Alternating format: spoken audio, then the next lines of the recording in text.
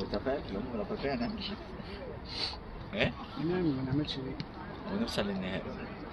عندي احساس ان احنا ناخد البطوله يعني الأول من ورا نفس الاداء ونفس الجو نفس الكلام. احنا ممكن هنا نوصل عشان في احسن توالد الحاجات دي. أحسن توالد ممكن نوصل. مش عارف عندي احساس ان احنا نوصل المره دي وناخد البطوله. عندي احساس. فضيحة كمان لو